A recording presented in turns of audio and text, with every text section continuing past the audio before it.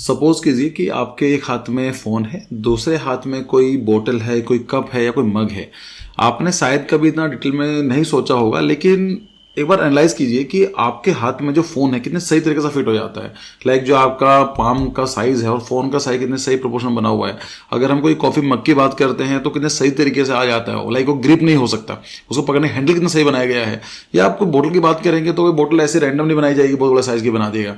या फिर कोई रैंडम एग्जाम्पल ले लेते हैं, लेट्स से कि एक पेन है, ठीक है, ये पेन है तो पेन की जो ग्रिप है कितने सही तरीके से मेरे हाथ में आ जाता है, राइट।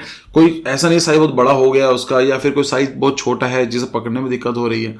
तो इसी के बारे में आज हम बात करने वाले हैं कि कोई भी डिज़ाइनर किसी भी प्रोडक्ट को कैसे सोचता है, उसकी जो फॉर्म होती है, फंक्शन है, कैसे उनको मीट करने की कोशिश करता है। तो यही है आज हम लोग डिस्कस करने वाले हैं कि कोई भी फॉर्म कैसे निकाली जाती है, क्या क्या चीज़ें देखनी चाहिए हमें अगर हम फॉर्म एनालिसिस करते हैं, और उनके आइडियाज़ को हम अपने डिज़ाइन में कैसे यूज़ कर सकते हैं। इन सब चीज़ों को चेक करेंगे। बाद में देखेंगे कि हम 2D और 3D में डिफरेंस क्या है, 2D और 3D जो ऑब्जेक्ट्स होते हैं उसमें क्या डिफरेंसेस हैं, और कैसे एक डिज़ाइनर चीज़ों को देखता है। और एग्जाम पर्सपेक्टिव के लिए काफ़ी इंपॉर्टेंट लेक्चर होने वाला है, डिस्कस कर लेते हैं। तो ये लेक्चर 4 है जो हमारी एप्टीट्यूड क्लास चल रही है। ड्राइंग की क्लासेस जो हैं अलग से स्टार्ट हो गई हैं, तो इसका जो 4th लेक्चर है। And today we are discussing about the form and structure, 2D and 3D form product form analysis. So this is the lecture number 4। 3 lecture इसी सीरीज के आ चुके हैं, नहीं देखें जाकर देखिए, काफ़ी कुछ सीखने को मिलेगा। समझते हैं कि 2D एंड 3D फॉर्म में क्या डिफरेंस है, क्या होता है 2D। देखिए 2D फॉर्म्स आर फ्लैट, मतलब क्या है, जो 2D अगर हम नॉर्मली लाइफ को परसीव करते हैं, हम 3D में परसीव करते हैं। चाहे आपके पास लेट्स से कि एक रिमोट है, तो आप देखेंगे एक्स एक्सिस है, वाई एक्सिस, जेड एक्सिस है ना। कोई भी चीज़ देखेंगे, आप मुझे भी देखेंगे तो x axis, y axis, z axis depth में आ गया, राइट। तो हम जो भी परसीव करते हैं, बोतल है तो ये भी आपको 3D में देखने को मिलेगी। सब कुछ 3D में है, अगर प्रैक्टिकली 3D में है सब कुछ। थियोरेटिकल 3D में है। आप बोल सकते हैं सर पेपर तो 2D में है, एक्चुअली पेपर प्रैक्टिकली 2D में है, बट उसकी भी थिकनेस होती है, GSM में बोलते हैं, right. So 2D forms are flat 2-dimensional shape that exit only one plane, मतलब एक्स और वाई, कोई भी 2 एक्सिस एक्स और वाई पे हो सकती है, वाई जेड हो सकती है, जेड एक्स हो सकता है। This forms have 2 dimensions, right. जैसे मैंने बात की लेंथ और विड्थ, कुछ भी है। Example 2D form include square, circle, triangle and other geometric shapes. तो ठीक है, these are commonly seen in drawing, painting and screen based design like mobile app और वेबसाइट पर हम लोग देख सकते हैं कि 2D फॉर्म कहाँ पर देख सकते हैं। मोबाइल फोन की जो ऐप देखिए, उसके अंदर क्या है, 2 ही चीज़ें, डेप्थ तो कुछ है नहीं ना उसमें। या कोई हम बनाते हैं, ये बात करेंगे, कोई लेट्स से ग्राफिक डिजाइनिंग करते हैं तो 2D में काम करना होता है। तो 2D का क्या होती हैं, फॉर्म्स होती हैं। तो circle, triangle, square, rectangle, pentagon चीज़ें हो सकती हैं। ये भी डिस्कस किया गया था हमने कि 2 तरह फॉर्म हो सकती हैं, राइट। ज्योमेट्रिक फॉर्म हो सकती हैं और एक ऑर्गेनिक फॉर्म हो सकती हैं, पिछले क्लास में डिस्कस किया हुआ है। तो अगर हम बात करें तो रियल लाइफ एग्जांपल की बात करें, हम कहाँ यूज़ कर सकते हैं। जैसे पोस्टर बनाना होता है, किसी भी चीज़ का पोस्टर है, कोई बैनर बनाना है, तो आपको 2D में काम करना होगा। When you see poster of the wall, the image, text and shape, कुछ भी होता है। कोई मूवी का पोस्टर आता है 2D में आता है, जब भी आप देखते हैं, कहीं थिएटर में जाते हैं, या कोई मान लीजिए किसी एडवर्टाइजमेंट है तो आपको 2D में देखने को मिलेगा। मोबाइल स्क्रीन जो है, मोबाइल स्क्रीन के अंदर आपको 2D में देखने को मिलेगा, जो उसके आइकन्स हैं, जो भी है, उसके थीम्स हैं, कुछ भी हैं। So it is in 2D forms. Book की बात करते हैं तो कोई भी न्यूज़पेपर देख लीजिए, मैगजीन देख लीजिए, बुक देख लीजिए, कुछ भी हो सकता है। So the pages of book contain 2D illustration, charts and diagram. तो अगर हम बात करें पोस्टर का एग्जांपल ये है, और अगर हम लोगों की बात करें तो ये नॉर्मली 2D में बनाई जाती हैं। तो ये आपका हो गया 2D फॉर्म। अगर हम बात करें 3D में, 3D का मतलब सिंपल है कि एक डायमेंशन एक्स्ट्रा ऐड हो जाएगी। तो एक्स एक्सिस था ही, राइट। अभी हमारे पास क्या था, एक एक्सिस था एक्स, एक था वाई, और एक हो जाएगा अपने पास जेड एक्सिस। तो अभी 2 डायमेंशन थी, जब 3rd डायमेंशन आ जाती है उसको बोलते हैं 3D dimension, right. So 3D forms are on the other hand have 3 dimension, length, width and depth. These forms occupy physical space and can be seen from various angles. तो of course 3D है, तो अगर हम 3D की बात करें तो मैं इसको कैसे भी देख सकता हूँ, सामने से यहाँ देख सकता हूँ, इधर से देख सकता हूँ, कहीं से भी देख सकता हूँ उसको, राइट। तो अलग डायमेंशंस में हम किसी भी डिफरेंट एंगल से प्ले कर सकते हैं। एग्जाम्पल इंक्लूड क्यूब्स हो सकते हैं, स्फेयर्स हैं, सिलेंडर है, complex object like furniture, architecture, कुछ भी हो सकते हैं। फर्नीचर की बात करते हैं, जब चेयर बैठा हूँ तो एक 3D में है, राइट। एक्स एक्सिस ये गया है, वाई एक्सिस ये वाला है, और जेड एक्सिस पीछे चला गया, राइट। तो x y z, clear, 3 axis हैं। बिल्डिंग में हम लोग देखते हैं तो जिस रूम में आप बैठे हैं तो देखिए x axis, y axis, z axis होगा, डेफिनेटली होगा, नहीं तो आप स्पेस में रह नहीं पाएंगे। स्कल्पचर की बात करें तो वहाँ पे आपको देखने को मिलेगा। जैसे मैं अभी कुछ दिन पहले से काम कर रहा था, तो ये क्या है आप देखेंगे तो एक्स एक्सिस है, वाई एक्सिस, जेड एक्सिस है, राइट। तो ये आपको डायमेंशन में देखने को मिलेगा। So art is sculpture in 3D form and you can see in the with the multiple angle. Difference क्या है 2D एंड 3D फॉर्म्स के अंदर? देखिए समझने के लिए मैंने बता दिया है, लेकिन अगर थोड़ा हम डिटेल में जाएं तो सिंपल सा पॉइंट ये है, जब हम 3D की बात करते हैं 3D के अंदर हम पर्सपेक्टिव इंक्लूड करते हैं, 2D के अंदर पर्सपेक्टिव नहीं होता है, राइट? अगर आप किसी का स्केच बना रहे हैं जिसके अंदर फ्लैट स्केच है तो उसके अंदर एक्सिस वाई एक्सिस आएगा, you want include a 3D, like perspective नहीं आएगा, ठीक है? So first difference is perspective. 2D forms only have height and width, make it them flat, while 3D forms eight depth making them a solid object. तो उसमें 3D form होती है, ठीक है? अगर हम बात करते हैं दूसरा डिफरेंस क्या है, हम इंटरेक्ट कर सकते हैं. अगर मान लीजिए मेरे पास ये रिमोट है तो मैं इसको इंटरेक्ट कर सकता हूँ, प्ले कर सकता हूँ, बटन दबा सकता हूँ, राइट? कई सारे काम करे जा सकते हैं. पर 2D होगा तो नहीं कर पाऊंगा मैं. पेन है 3D में तो उसके साथ मैं प्ले कर सकता हूँ, ओपन कर सकता हूँ, बंद कर सकता हूँ, कुछ भी चीज़ आप देखेंगे तो इस डेफिनेटली विल सी कि आप इंटरेक्शन कर सकते हैं in 3D form. So 2D forms are typically on surfaces, like paper हो सकता है, मोबाइल फोन हो सकती है, कैनवस हो सकता है और screen. While 3D form x in physical space and can be touch in feel. आप टच कर सकते हैं, फील कर सकते हैं.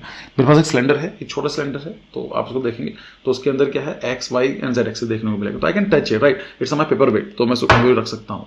तो ये क्या है, इंटरेक्शन आप कर सकते हैं. मोबाइल फोन हर चीज़ में है, ठीक है? बेसिक चीज़ है. लेकिन जो आज का जो मेन टॉपिक है for this lecture, that is a product form analysis. मतलब क्या होता है, सिंपल है. आपके पास कोई भी प्रोडक्ट है, उसको आप देखते हैं, देखने के बाद उसको एनालाइज करते हैं, इसी को बोला जाता है प्रोडक्ट फॉर्म एनालिसिस. कि कोई भी प्रोडक्ट है उसकी फॉर्म किस तरह से है, क्या हम उसमें कुछ कमियों को देखकर कुछ बेटर डिजाइन बना सकते हैं. आप हर जगह देखेंगे कि हर दिन डिजाइनिंग चेंज होती जाती है. आज से आप 10 साल पुराने डिजाइन देखिए मोबाइल फोन के, उसके डिजाइन कुछ और थे, आज कितने अलग डिजाइन है. ऐसे ही अगले 10 साल के बाद डिजाइन काफी चेंज हो जाएंगे. इवन आप हर चीज देखिए, फर्नीचर देखिए, बिल्डिंग्स देखिए, बोतल देख लीजिए, पेन होल्डर देख लीजिए, मेरे पास जो भी आइटम्स मैंने दिखा दी, ग्लासेस, यूटेंसिल्स, तो ये क्या है, दिन में चेंज हो रहे हैं. So product form analysis is the key process in design where we break down and examine the physical attribute of a product to understand how its form contributed function, usability and aesthetic purposes. मतलब simple है, हम क्या काम करते हैं, जैसे मेरे पास ये स्क्रू ड्राइवर का सेट है, इसके हम लोग देखते हैं फॉर्म एनालिसिस के अंदर कि फॉर्म किस तरह से बनाई गई है, इसका डिजाइन कैसा बनाया गया है, ठीक? सो है ना, फिजिकल एट्रीब्यूट देखते हैं product to understand how its form contribute function, कि ऐसा क्यों बनाया गया है, राइट? ये सोचकर देखो ये इस तरह से डिजाइन क्यों बनाया गया है. एक छोटा सा डिजाइन आपके सामने, क्योंकि बहुत सारे है यहाँ पर, राइट? इसमें डिफरेंट स्क्रू ड्राइवर्स हैं तो उसके अलग अलग आर्टिकल कैसा बनाया गया. अब रैंडम फेंकेंगे तो बहुत डिफिकल्ट हो जाएगा देखना. अब कितना आसान है मेरे लिए कि मुझे कौन सा है, तो I can directly choose it and I can use it, right? तो इसका क्या है, इसका फॉर्म क्या है, इसका यूज क्या है, फंक्शन क्या है, और देखने में कैसा लग रहा है, राइट? देखने में तो और भी बनाया जा सकता था, लेकिन अब सर्कल क्यों बनाया गया, सिलेंडर क्यों बनाया गया है ये, क्योंकि ये स्पेस कम घेरेगा. अगर मैं लंबा बना दूंगा तो it is going to very difficult for me to carry, right? तो इसलिए इस सब चीजों को बोला जाता है product form analysis. This analysis helps designer improve existing product. तो इसका फायदा क्या होता है कि हम देखते हैं कि अच्छा इसमें ये चीज बनी गई है, इसमें हम क्या डिजाइन और कर सकते हैं. जो कुछ मान लीजिए कोई ड्रॉबैक, आपको लगता है कि नहीं सर इसमें थोड़ा सा डिजाइन और अच्छा हो सकता था, लेट्स से कि इसके अंदर पकड़ने का हैंडल बना सकते थे, पकड़ने का कुछ और भी हो सकता था, एक मैग्नेटिक स्ट्रिप हो सकती थी, कुछ भी वो चीज़ बनाई जा सकती थी. तो हमको डिजाइन को देखते हैं, एनालिसिस करते हैं कि अच्छा इसमें क्या कमियां हैं, तो उसको देखने के बाद हम उसको बेटर डिजाइन, जब तक हमें कमियां ही नहीं पता होंगी तो हम उसको बेटर डिजाइन कैसे बनाएंगे. आपको ऐसे क्वेश्चन मिलेंगे, right? So this analysis helps designer improve existing products और create innovative new design. Problem है उसको देखेंगे, उसके बाद जो इनोवेटिव आइडियाज हैं उनको हम इंप्लीमेंट करेंगे. By considering the product shape, proportion, material and economics, कि अब क्या क्या चीज़ देखनी होती है भाई, शेप क्या है उसकी, देखने में कैसा लगने वाला है, प्रोपोर्शंस क्या है. अब ऐसा है ना, स्क्रू ड्राइवर ऐसा तो नहीं हो सकता, बहुत बड़ा हो सकता है, कैसा करेंगे, या छोटा तो नहीं हो सकता है ना, पकड़ने में हैंडी होना चाहिए. अगर स्क्रू ड्राइवर है, इसका डिजाइन कैसा बनाया गया है, सोच के देखो, इस तरह से बनाया गया है, मेरे हाथ में पूरा फिक्स होना चाहिए, आराम से फिक्स भी हो रहा है. अब सोच कर देखो, ये बहुत ही अजीब सा हो जाता है, बड़ा हो जाता है, डिस्प्रोपोर्शनल हो जाता है, तो कोई फायदा नहीं था इसका. मटेरियल कौन सा यूज करने वाला है, अब इसमें सोच के देखिए, अगर वो आयरन यूज कर सकते हैं, नहीं, और रस्ट लग सकती है, उसमें करंट हो सकता है, तो उसकी जो ग्रिप बनाएगी प्लास्टिक की बनाएगी, इजी है पकड़ने के लिए. एंड इकोनॉमिक्स, हाथ में सही से फिट हो रहा है. अब हम बात करेंगे, तो अगर हम किसी भी प्रोडक्ट के बारे में बात करते हैं तो कुछ एट्रीब्यूट्स होते हैं, जैसा शेप एंड ज्योमेट्री की बात करी जाती है. तो शेप एंड ज्योमेट्री का मतलब क्या है कि the shape of product plays a crucial role how it perceive and use. तो कोई प्रोडक्ट है उसकी शेप कैसी है बहुत इंपॉर्टेंट रोल प्ले करती है, किसी से उसको परसीव करने वाले हैं। Designer use different geometry form to communicate certain ideas और फंक्शन। तो हमारे पास कई सारे आइडियाज हो सकते हैं जिनको हम लोग दिखाना चाहेंगे। जैसे सिमेट्री हो सकती है, एसिमेट्रिकल फॉर्म हो सकते हैं, ये हम डिस्कस कर चुके हैं, right. So symmetrical design often conveys balance and harmony. जब हम सिमेट्री का मतलब यही है सेंटर पॉइंट पर एक्सेस होगा और जो लेफ्ट विजुअल वेट है it is equal and opposite of the right visual weight. तो इसका क्या दिखाना चाह रहा है, ये बराबर दिखाना चाह रहा है कि अपोजिट है पर इट इज बैलेंसिंग आउट। तो जो सिमेट्रिकल चीजें होती हैं और डिजाइन जो होते हैं बैलेंस को और हार्मनी को दिखाते हैं। जैसे एप्पल का फोन है उसके अंदर आपको ज्यादातर सिमेट्रिकल चीजें देखने को मिलेंगी। कोई फोन देख लीजिए which is often perfectly, which is almost perfectly symmetrical, while asymmetrical design may feel more dynamic and innovative। और जो asymmetric डिजाइन होते हैं वो थोड़े इनोवेटिव लगते हैं, राइट, एक क्रिएटिव दिखाने लगेंगे, डायनामिक लगेंगे, ठीक है। Organic curve of a car, जैसे कर्व गाड़ी का देखो कितना, अगर साइड से देखें तो you will see a curve, right. Geometrical forms की बात करें तो product can take a various geometrical shapes, square हो सकते हैं, सर्कल हो सकते हैं, ट्रायंगल हो सकते हैं। Geometrical shapes tend to give a structural and formal look while organic shapes can create a software more approachable look. Example की बात करते हैं, देखिए टेस्ला का जो है साइबर ट्रक आता है, सर्च करेंगे तो आपको ऐसी कुछ फॉर्म देखने को मिलेगी। ये फॉर्म कुछ अलग है जो कार बनाई गई है, ये डिफरेंट है। इसके शार्प एंड एंगुलर शेप बनाई गई हैं, शार्प एजेस बनाए गए हैं, एंगुलर बनाए गए हैं। बेसिक ज्योमेट्रिकल फॉर्म्स देखकर बनाई गई है। स्ट्रेट लाइंस हैं, फ्लैट सर्फेसेस हैं, which is a radical departure from the rounded aerodynamic shape of the most car. अभी तक जो भी कार बनाई जाती थी उनसे अलग कुछ ऐसा कार बनाई गई हैं।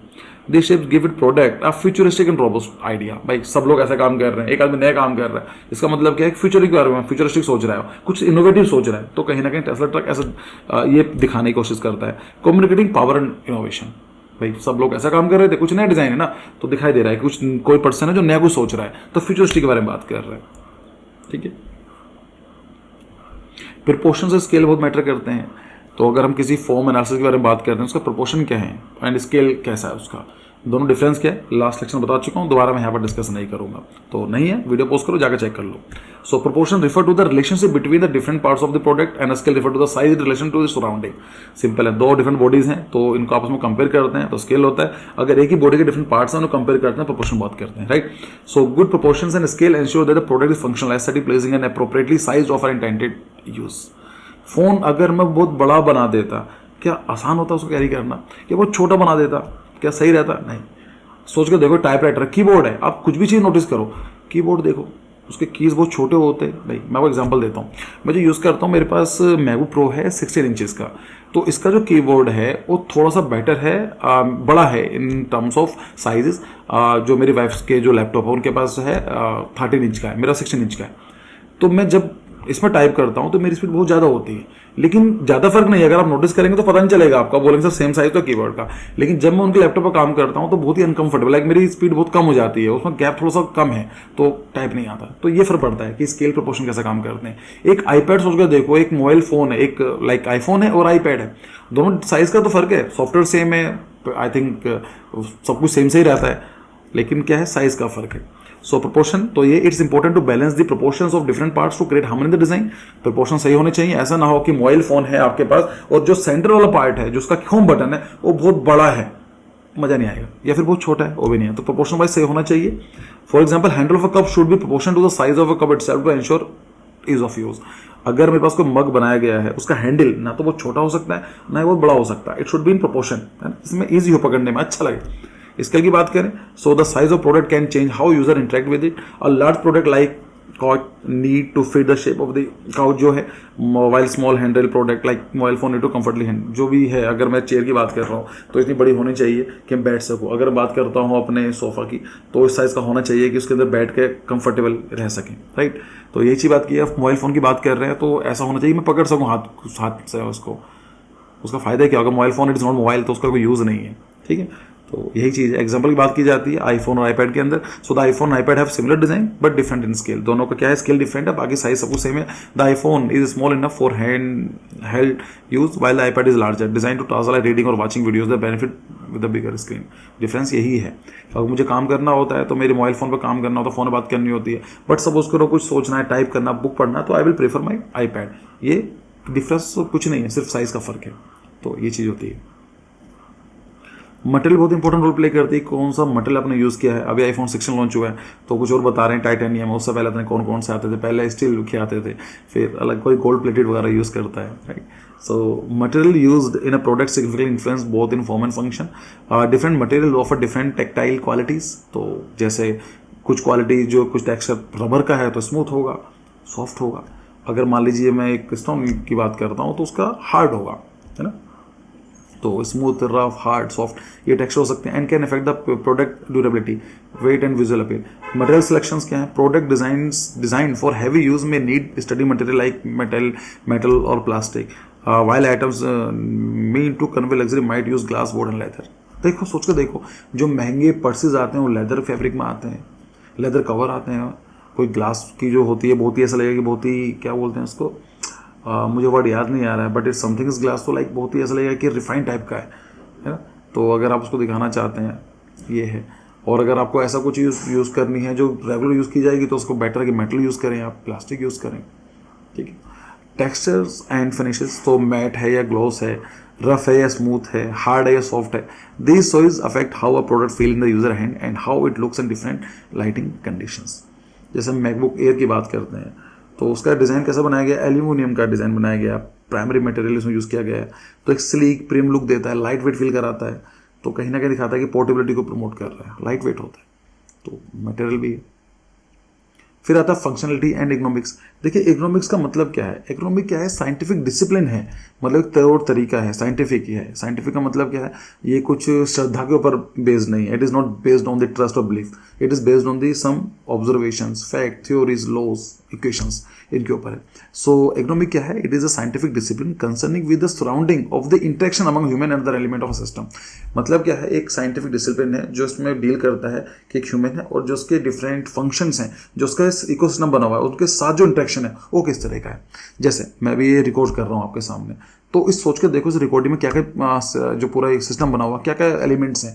पहला, यहाँ पर एक लाइट है जो मेन लाइट है, दूसरी यहाँ पर आ रही है, तीसरी यहाँ पर आ रही है, पीछे ये है, तो 4-5 लाइट यहाँ पर लगी हुई हैं। फिर एक स्टैंड लगा हुआ है जो मेरा जो कैमरा यूज़ किया गया है। फिर क्या है? मेरा लैपटॉप है, लैपटॉप की स्क्रीन चल रही है, फिर उसका माइक लगा हुआ है, फिर यहाँ से स्टाइलस लगा हुआ है और यहाँ से उसका एक पेन है। तो ये सारा सिस्टम काम कर रहा है। अगर इसका थोड़ा सा भी ऊपर नीचे होता, लाइक सोच के देखो कि मोबाइल फ़ोन जो मेरा लैपटॉप है उसकी स्क्रीन बहुत बड़ी होती है, बहुत छोटी होती है, बहुत दूर होती है, ये काम नहीं करता। तो ये पूरा अगर मैं रिकॉर्ड कर रहा हूँ वीडियो को, तो बहुत सारे एलिमेंट्स हैं जो आपस में कॉन्ट्रीब्यूट करके एक सिस्टम बना रहे हैं। इसी की स्टडी को हम बोलते हैं इकोनॉमिक्स, ठीक है। So the scientific discipline concerning with the understanding of the interactions among human and other element of a system and the profession that applies theories, principles, data and method to design it in order to optimise human wellbeing and overall system performance. काम यही है। मतलब अभी system को एक बंदा है जो देख रहा है, अलग से थर्ड पर्सन है, वो देख सकता है, वो कहेगा कि सर पता है अगर आप इसको एक काम करो, आपका जो लेट्स से एग्जांपल दे रहा हूं मैं, ऐसा है नहीं वैसे, कि जो आपकी जो स्क्रीन है, जो लैपटॉप है, थोड़ा हाइट पर होना चाहिए, आपका चेहरा नीचे की तरफ आ रहा है, कुछ भी एग्जांपल दे सकते हैं, उससे मेरी क्वालिटी अच्छी हो जाएगी।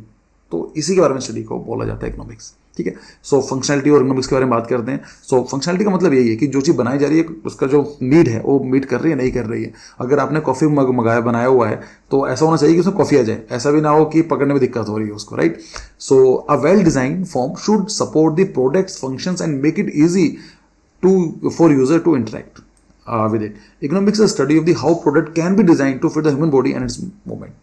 So functional design का मतलब क्या होता है? The form should serve the purpose of a product, कि जो आप बना रहे हो उसका नीड क्या है, उसकी जरूरत तो पूरा कर रही है, नहीं कर रही है।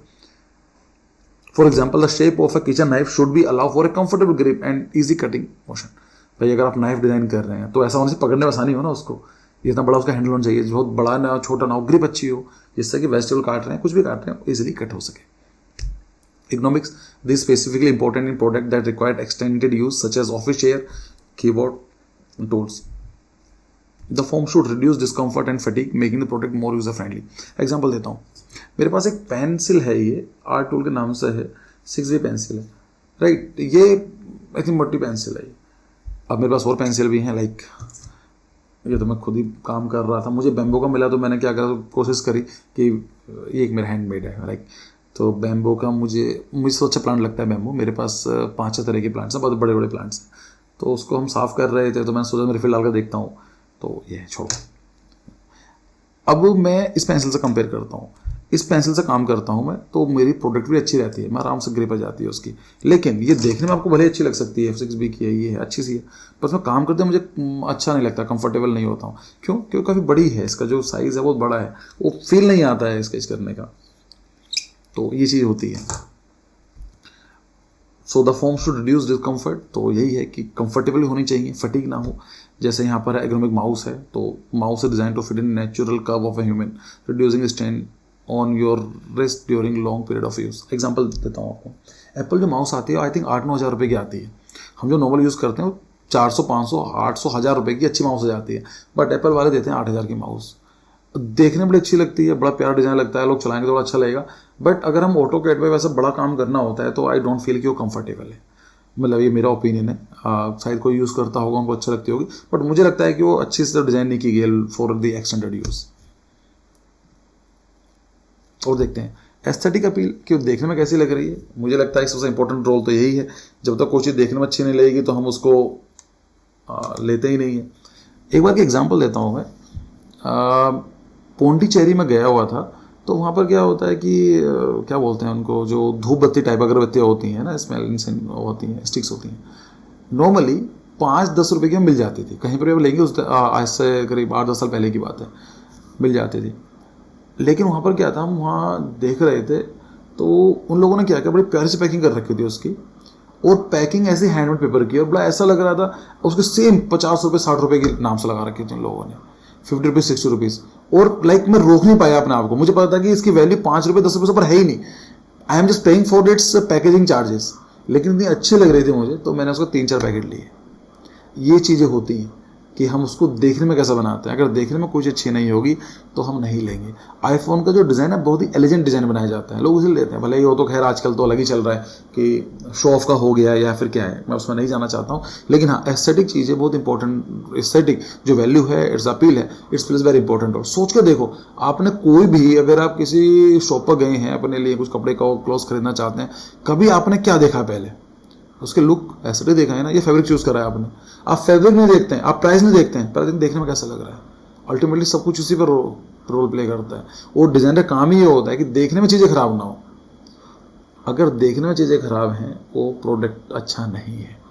मैं सर थोड़ा काउंटर बोल रहा हूँ, लेकिन मुझे ऐसा लगता है कि सबसे इंपॉर्टेंट रोल प्ले वही करता है कि देखने में चीज़ अच्छी होनी चाहिए। अगर फंक्शनल नहीं है ना, थोड़ा बहुत चलेगा, लोग मैनेज कर लेते हैं, लेकिन अगर देखने में अच्छा नहीं है ना तो लोग नहीं लेंगे उसको। सो एस्थेटिक अपील की बात करें, so product aesthetic appeal is how visually pleasing it is for the user, कि देखने में कितना अच्छा है यूजर्स के लिए। The form can evoke certain emotions और communicate values such as elegance, simplicity, ruggedness और द प्लेफुलनेस। तो ऐसी चीज़ें कर सकती हैं। विजुअल लैंग्वेज होती है द यूज ऑफ कर्व्स, अगर हम कर्व यूज कर रहे हैं, एंगल यूज कर रहे हैं। Texture contribute to overall look and feel a product, जैसे for instance a product with a smooth flowing lines में अपीयर मोर अप्रोचेबल। तो अगर कोई मान लीजिए एक स्मूथ सा है प्रोडक्ट है, इसमें कर्व लाइंस यूज की गई हैं, तो इजीली अप्रोचेबल लगेगा आपको। While sharp angle can give it's more aggressive futuristic, जैसे बात की टेस्ला का साइबर ट्रक, तो अगर इस तरह का डिज़ाइन है तो थोड़ा सा फ्यूचरिस्टिक वाली फीलिंग देता है। कलर पैटर्न क्या है, ये भी बड़ा इंपॉर्टेंट रोल प्ले करता है। डल कलर है तो अलग फीलिंग आएगी, और ये बहुत लाइक कलर थ्योरी, हम लोग इसका नेक्स्ट चैप्टर कलर थ्योरी है, तब हम डिटेल में पढ़ेंगे। तो कलर थ्योरी हम लोग तब देखेंगे क्या इफेक्ट पड़ता है इन चीज़ों का। So the colour scheme and patterns on a product surface also contributes form a minimalistic product में use neutral monochrome colour, while playful children product often use bright and bold colour. सबसे पहली बात है, बच्चों के कपड़े देखिए आप कैसे बनाए जाते हैं, कभी देखा ग्रे के या डल कलर के? नहीं, है ना। तो कलरफुल बनाए जाते हैं। उनके टॉयज देखो, रंग बिरंगे टॉयज आएंगे। लाइक मेरा बेबी 2 साल का होने वाला है, तो मेरे रूम के अंदर उसके टॉयज पड़े होते हैं। One thing is very much sure कि जब भी कोई भी टॉयज वगैरह कंपनी होती है, बिल्कुल ब्राइट कलर यूज करते हैं। चाहे उन्हें क्ले ले लीजिए, चाहे काइनेटिक सैंड आता है, उसका बिल्कुल ब्राइट कलर का आता है कि बच्चे उनके हिसाब से इंटरेक्ट करते हैं। तो जिसने डिजाइन बनाया होगा उनके पास बहुत सारे ऑप्शन रहे होंगे कलर देने के लिए, पर कौन सा कलर यूज करा? ये वाला कलर। प्रोफेशनल लुक के अंदर हम ब्राइट कलर यूज नहीं करते हैं, मतलब ऐसा कलरफुल यूज नहीं करते हैं, एक कलर यूज करते हैं और थोड़ा एलिजेंट सा लुक हम पसंद करते हैं। खैर ये सब पढ़ेंगे कलर थ्योरी के अंदर। जैसे एग्जांपल है डायसन का वैक्यूम क्लीनर है, वो देखने में ऐसा लगता है कलरफुल सा ऐसा लगता है, अब उसको लोग पता नहीं है काम कैसा करेगा, कॉस्टली है, डेफिनेटली कॉस्टली है, लेकिन आपको देख के अप्रोचेबल है कि यार देखो जाकर देखो से कितने का क्या है।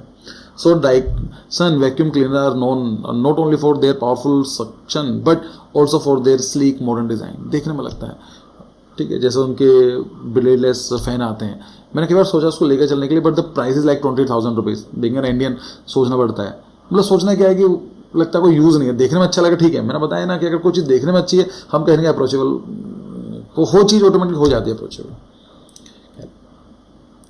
फिर कल्चर इमोशनल सिग्निफिकेंस है, तो वही चीज़ होती है कुछ चीज़ों का कल्चरली रोल काफ़ी इंपॉर्टेंट रोल होता है। जैसे इंडिया की बात करें तो खादी का है, खादी कपड़े हैं ये सत्याग्रह के टाइम स्टार्ट किए गए थे, स्वदेशी मूवमेंट के टाइम 1909 के आसपास का स्टार्ट किया गया था। तो खादी कहीं ना कहीं इंडियन कल्चर को रिप्रेजेंट करता है। अभी मैंने कहीं पोस्ट देखा था इंस्टाग्राम में कि जो एम्बेसडर कार आया करती थी, आज से 10 साल पहले बंद हो गई थी उसको, तो फिर से रिवाइव की जा रही है। क्यों रिवाइव की जा रही है? उस कल्चरल लेगेसी को रिवाइव करने के लिए। आप देखें कहीं पर भी जाते हैं, कोई अगर प्रोडक्ट है, आयुर्वेद है, तो उसके अंदर आपको जड़ी बूटी देखने को मिलेंगी, इंडियन गार्डन्स देखने को मिलेंगे, या ऋषि मुनि देखने को मिलेंगे। तो ये कल्चरल इमोशनल सिग्निफिकेंस है। जैसे so some products are designed to evoke a certain cultural or emotional response. This involves using forms that resonate with the specific cultural ideas or that provoke an emotional reaction in the user. Culture influences. Some product forms might draw from traditional culture designed to appeal in a specific market. For instance, certain car design may reflect the cultural heritage of the country that may produce. जैसे मैंने बताया ambassador के बारे में, कुछ गाड़ियाँ कुछ design कहीं ना कहीं इस कंट्री को रिप्रेजेंट कर सकते हैं, कोई कल्चर को रिप्रेजेंट कर सकते हैं, कोई कम्युनिटी को रिप्रेजेंट कर सकते हैं, कोई ग्रुप को रिप्रेजेंट कर सकते हैं। Emotional design, a product form can create emotional connection. For instance, a retro style radio may evoke feeling for nostalgia, making the user feel emotionally connected to the product. जैसे कारवां के नाम से आया था, तो उसका आप डिज़ाइन देखो, वो डिज़ाइन ऐसा लगेगा थोड़ा चेंज करके, बट जब मेन जो डिज़ाइन था वो 90s 60s 70s 80s के टाइम को जो रेडियो आया करता था, और उसमें गाने पुराने रखे गए थे। किन के लिए रखे गए थे? कि लोग उनको रिलेट कर पाएँ, है ना। तो यही चीज़ आती है। जैसे ये वोक्सवैगन की बीटल है, ये पुराने डिज़ाइन को रिवॉक करने के लिए बनाई गई थी। और भी एक इसमें ब्रांडिंग और आइडेंटिटी जो है, तो ब्रांडिंग आइडेंटिटी का मतलब वो चीज़ है कि product form is significant aspect of its brand identity. Consistent use of a certain shape, material and design element can make a product instantly recognisable and contribute to brand recognition. तो अगर हम कोई बार बार डिज़ाइन को use करते हैं तो कहीं ना कहीं कंपनी को उससे रिलेटेड मान लिया जाता है। जैसे एप्पल का देखो, एप्पल का लोगो हर जगह आपको दिखाई दे जाएगा, तो कहीं ना कहीं वो चीज़ उसके साथ इनबिल्ट हो चुकी है। अगर हम कोका कोला की बात करें, एग्जांपल दिया गया, कोका कोला की बोतल है, वो हम लोग इतनी बार यूज़ कर चुके हैं तो देख कर लगता है कोका की बोतल यही है। और ये सिर्फ एक दो की बात नहीं है, हर जगह पर आपको चीज़ देखने को मिलेंगी। लाइक अगर जैसा पतंजलि कंपनी है, तो पतंजलि ने बहुत सारी चीज़ें लॉन्च करी, बट वो पतंजलि जैसा वर्ड कभी अलग नहीं करा। ऐसा नहीं था कि आयुर्वेदिक की जो गुड्स हैं या फिर जो आइटम्स हैं आज से पहले नहीं आते थे, आज से पहले भी आए हैं आयुर्वेद के, लेकिन जितना पतंजलि ने मार्केट कैप्चर करा था किसी ने नहीं कर पाया। रीज़न क्या था? पतंजलि ने एक ब्रांड नेम बनाया, उसके डिफरेंट नाम से भेजा, लेकिन पतंजलि जो था उसके एक अम्ब्रेला बनाई, उसके नीचे सब रखे गए। बाकी कंपनी क्या थी, वो कुछ और नाम से बना रही है, कुछ और नाम से बना रही है, तो एक लोकल आइडेंटिटी कभी इवॉल्व हो भी नहीं पाई। तो ये चीज़ रहती है branding through form. Some brands are known for their distinctive for language. Apple का स्लिक डिजाइन मिनिमलिस्टिक, तो कई चीज़ें होती हैं कि नाइके के शूज़ लेंगे के बारे में बात करता है, एप्पल के सिंपल डिजाइन की बात की जाती है, इनोवेशन के बारे में बात करते हैं। तो यही चीज़ है। अब अगर हम बात करते हैं कंक्लूजन की, प्रोडक्ट फॉर्म एनालिसिस का मतलब ये था कि कोई भी प्रोडक्ट को हम उसको ऑब्जर्वेशन करते हैं, उसका देखते हैं कि फॉर्म कैसी है, फंक्शन कैसा है, उसमें कमियों को निकालते हैं, और कमियों को निकालने के बाद बेटर डिज़ाइन हम ऑल्टरनेट प्रोवाइड करते हैं। सो ये product form analysis allows designer to evaluate how the shape, structure, material and proportion of product impacts its function, usable and appeal. By exploring this factor, designer can create product that not only look good but also serve their purpose efficiently. कि अगर हम सब designer काम यही तो होता है ना, कोई कमी निकाले किसी प्रोडक्ट में, इसमें इंप्रूवमेंट करा जा सकता है, करने के बाद क्या होगा, देखने में सुंदर लगेगा, साथ काम भी अच्छा करेगा, right. So this creative exercise student can apply this principle and start to think product design every day. यही चीज़ ऐसा पूछी जाती है। खैर, so this is the end of the discussion. और एक लेक्चर और रह गया इस पूरे जो हमारे बेसिक इंट्रोडक्शन है, उसके बाद आई थिंक हम लोग स्टार्ट करें कलर थ्योरी। अगर लेक्चर सीरीज पसंद आ रही है तो लाइक कीजिए, मोटिवेशन मिलता है मुझे भी, काफ़ी मेहनत लगती है इन चीज़ों करने में, लेकिन ठीक है। चलो, आपके लिए होमवर्क है। होमवर्क मुझे सिर्फ 2-3 बच्चों के ही आए हैं अभी तक। मैं समझ सकता हूँ कि ज़्यादा भी एग्ज़ाम आपका पास में नहीं है, तो इसलिए वाली फीलिंग नहीं आ रही है, लेकिन अगर बच्चे अपना सबमिशन देना चाहते हैं, अगर आप दिखाना चाहते हैं अपना होमवर्क क्या हुआ है, तो आप फ्री में drawing.arcgenesis@gmail.com पर आप अपना जो काम है वो भेज सकते हैं। बाकी मैंने आपको होमवर्क दिया गया है, तो उसमें ये कि choose a simple product like toothbrush, cup और चेयर, कुछ भी चूज़ कर सकते हैं, कुछ भी ले लीजिए, बोतल ले लो, फर्नीचर ले लो, चेयर ले लो, कुछ भी ले लीजिए। Create a sketch of its current form, उसका स्केच बनाना है आपको, and list the pros and consequence of design, आपको बताना है कि ऐसा डिज़ाइन में क्या फ़ायदे हैं इसके और एट द सेम टाइम इसके क्या नुकसान है।